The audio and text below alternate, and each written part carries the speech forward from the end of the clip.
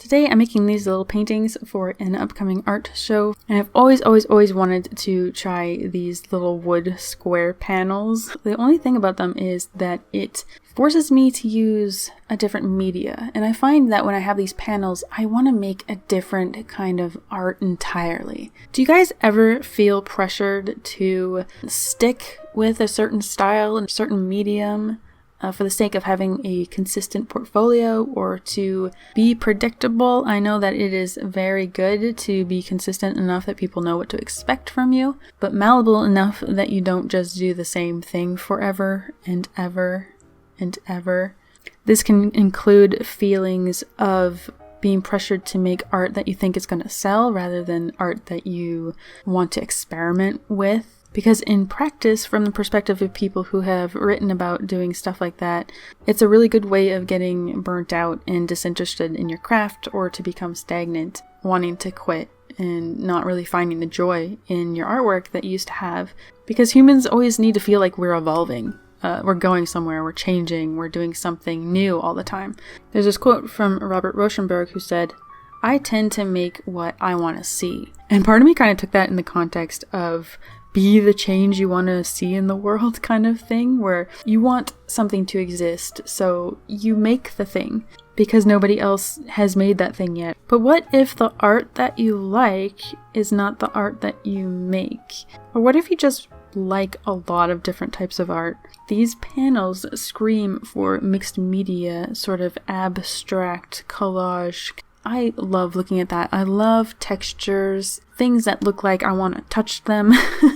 I love ceramics. Ceramics is so fun, but there is such a huge barrier of entry to ceramics. But with like the equipment and the cost and the know-how and all that stuff. My favorite pieces in this selection actually turned out to be the really experimental ones that I really wasn't sure what I was doing. They have everything that I imagine for these little panels. It's got the texture, it's got all the tactile qualities that I was looking for. In this project, I still feel a little bit attached to my watercolor style. I want to be able to make something that is expected from me. It doesn't have the paper tool dimensional aspect that I think actually sets me apart a little bit in shows like this, which can make me feel insecure sometimes. Like whoever sees this art in the art gallery isn't really seeing the real me, you know what I mean? They're not seeing what I can do.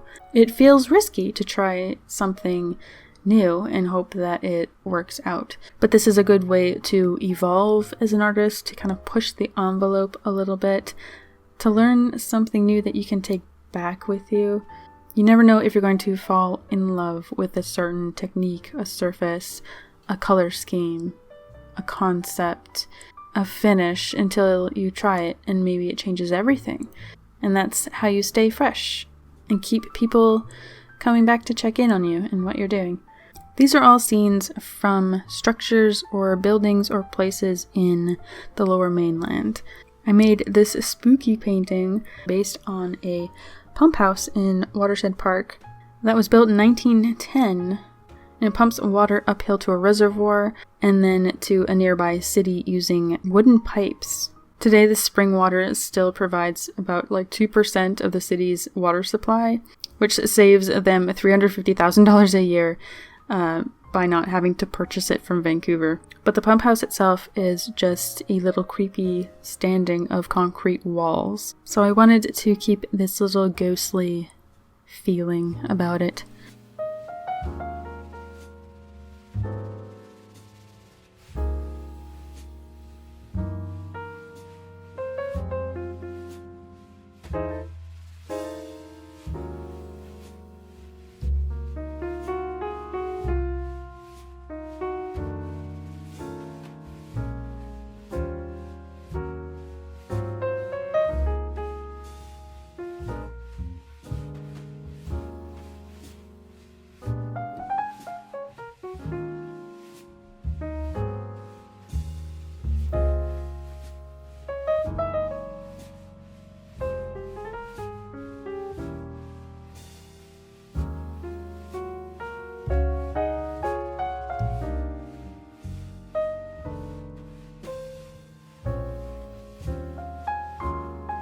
really love how this set turned out.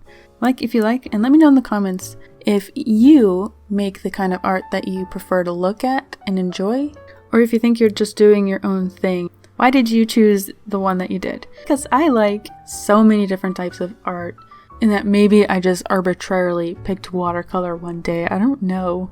Thanks for watching. I'll see you next time.